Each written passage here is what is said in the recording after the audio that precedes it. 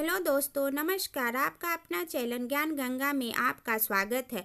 आज हम current affairs का इम्पोर्टेंट टॉपिक पद्म पुरस्कार से संबंधित प्रश्नों को लेके आए हैं। सभी प्रश्न प्रतियोगिता परीक्षाओं के लिए अति महत्वपूर्ण है, इसीलिए सभी प्रश्नों को आप ध्यान से देखें और जिस भी प्रश्न का आंसर आप जानते हैं कमेंट के द्वारा जरूर बताएं एवं वीडियो को शेयर, लाइक एवं सब्सक्राइब जरूर करें। तो चलते हैं प्रश्न की ओर। हमारा पहला प्रश्न है, पद्म पुरस्कार की स्थापना कब हुई थी? पद्म पुरस्कार की स्थापना 1954 ईस्वी में हुआ था। पद्म पुरस्कार की मंजूरी कौन देते हैं? यह हमारा दूसरा प्रश्न है। तो पद्म पुरस्कार की मंजूरी राष्ट्रपति देते हैं। जैसे अभी 2025 में पद्म पुरस्कार की मंजूरी राष्ट्रपति द्रौपदी मुर्मू ने दी हैं। हमारा तीसरा प्रश्न है, पद्म पुरस्कार कितने श्रेणियों में प्रदान किए जाते हैं? तो पद्म पुरस्कार 3 श्रेणियों में प्रदान किए जाते हैं, पद्म विभूषण, पद्म भूषण और पद्मश्री। पद्म पुरस्कार की घोषणा कब की जाती है? यह है हमारा अगला प्रश्न। तो पद्म पुरस्कार की घोषणा गणतंत्र दिवस की पूर्व संध्या पर की जाती है, यानी कि 25 जनवरी को पद्म पुरस्कार की घोषणा की जाती है। हमारा पांचवा प्रश्न है, पद्म पुरस्कार कब प्रदान किए जाते हैं? पद्म पुरस्कार की घोषणा तो गणतंत्र दिवस की पूर्व संध्या में कर दी जाती है, लेकिन यह पुरस्कार उस समय नहीं दिया जाता है। यह पुरस्कार मार्च अप्रैल के महीने में दिया जाता है। राष्ट्रपति भवन में एक भव्य समारोह में राष्ट्रपति द्वारा दिया जाता है। पद्म पुरस्कारों की घोषणा कब की जाती है? यह है हमारा अगला प्रश्न। तो पद्म पुरस्कार की घोषणा गणतंत्र दिवस की पूर्व संध्या पर राष्ट्रपति द्वारा की जाती है। हमारा सातवां प्रश्न है, देश का सर्वोच्च सम्मान कौन सा है? तो देश का सर्वोच्च नागरिक सम्मान भारत रत्न है। हमारा आठवां प्रश्न है, भारत का दूसरा सर्वोच्च सम्मान कौन है? तो भारत का पहला सर्वोच्च सम्मान तो भारत रत्न है और भारत का दूसरा नागरिक सर्वोच्च सम्मान पद्म विभूषण है, जो पद्म भूषण की श्रेणी में सबसे ऊपर में आता है। हमारा 9वां प्रश्न है, पद्म पुरस्कार समिति का गठन कौन करता है? पद्म पुरस्कार समिति का गठन प्रधानमंत्री के द्वारा किया जाता है। मंजूरी तो राष्ट्रपति द्वारा दिया जाता है, लेकिन समिति का गठन प्रधानमंत्री करते हैं। हमारा 10वां प्रश्न है, 2025 में कितने लोगों को पद्म पुरस्कार देने की घोषणा की गई है? तो 2025 में 139 लोगों को पद्म पुरस्कार देने की घोषणा की गई है। इसमें से जिस भी प्रश्न का आपको आंसर आता हो उसे कमेंट के द्वारा जरूर बताएं। इससे आपका रिवाइज भी हो जाएगा और आपको प्रश्न का आंसर देने का प्रैक्टिस भी हो जाएगा। हमारा 11वां प्रश्न है, 2025 में कितने लोगों को पद्म विभूषण से सम्मानित किया गया है? तो 2025 में 7 लोगों को पद्म विभूषण से सम्मानित किया गया है। शारदा सिन्हा, श्रीमती शारदा सिन्हा को 2025 में कौन सा पुरस्कार मिला है? यह है हमारा 12वां प्रश्न। यह एक महत्वपूर्ण प्रश्न है। शारदा सिन्हा, जिन्हें बिहार की कोकिला के नाम से भी प्रसिद्ध हैं, उन्हें 2025 में पद्म विभूषण का अवार्ड मिला है। हमारा 13वां प्रश्न है, 2025 में पद्म भूषण से कितने लोग सम्मानित किए गए हैं?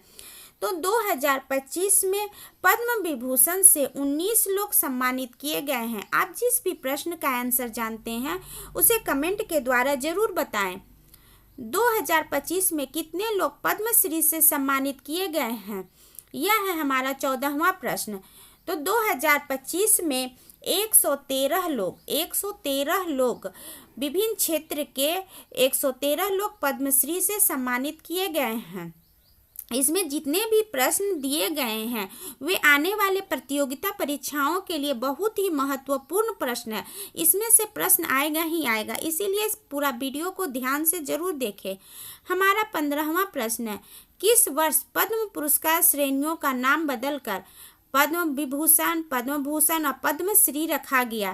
तो इसका सही आंसर है 1955 ईस्वी। 1954 ईस्वी में तो पद्म पुरस्कारों की स्थापना की गई। 1955 में उसका नाम बदलकर पद्म विभूषण, पद्म भूषण और पद्मश्री रखा गया।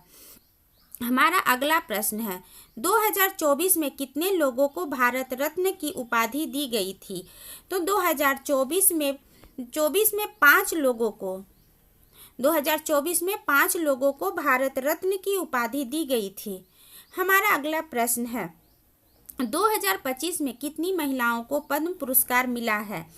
तो 2025 में 23 महिलाओं को पद्म पुरस्कार से सम्मानित किया गया है। हमारा 18वां प्रश्न है 2025 में कितने विदेशी व्यक्तियों को पद्म पुरस्कार मिला है? विदेशी में है से NRI आते हैं, तो उनमें से कितने लोगों को पद्म पुरस्कार की उपाधि मिली है? तो बता देते हैं कि 2025 में 10 विदेशी व्यक्तियों को पद्म पुरस्कार मिला है। हमारा अगला प्रश्न है 2025 में कितने व्यक्तियों को मरणोपरांत पद्म पुरस्कार मिला है? तो 2025 में 13 व्यक्तियों को पद्म पुरस्कार मिला है। हमारा अगला प्रश्न है ओसामू सुजुकी, जिन्हें 2025 में पद्म विभूषण मिला है, वे कहाँ के रहने वाले हैं? तो इसका सही आंसर है जापान। ओसामू सुजुकी जापान के रहने वाले हैं। हमारा अगला प्रश्न है श्रीमती शारदा सिन्हा को बिहार का क्या कहा जाता है? तो श्रीमती शारदा सिन्हा को बिहार की कोकिला कहा जाता है, यानी कि बिहार की कोयल कहा जाता है। हमारा 22वां प्रश्न है कथक नृत्यांगना कुमुदिनी रजनीकांत लखिया को 2025 में पद्म पुरस्कार के किस श्रेणी में पुरस्कार प्राप्त हुआ है? तो कथक नृत्यांगना कुमुदिनी रजनीकांत लखिया को 2025 में पद्म विभूषण का पुरस्कार मिला है। यहाँ जितने भी प्रश्न दिए गए हैं, प्रश्न को भी ध्यान से देखें, क्योंकि उससे भी आपके कई प्रश्नों का उत्तर बन जाता है। हमारा अगला प्रश्न है PR श्रीजेश ने 2024 पेरिस ओलंपिक में कौन सा पदक जीता था? तो PR श्रीजेश ने 2024 पेरिस ओलंपिक में हॉकी का कांस्य पदक जीते थे। हमारा 24वां प्रश्न है श्रीमती शारदा सिन्हा को पद्म विभूषण का पुरस्कार कब प्रदान हुआ था? पद्म भूषण का पुरस्कार कब प्रदान हुआ था?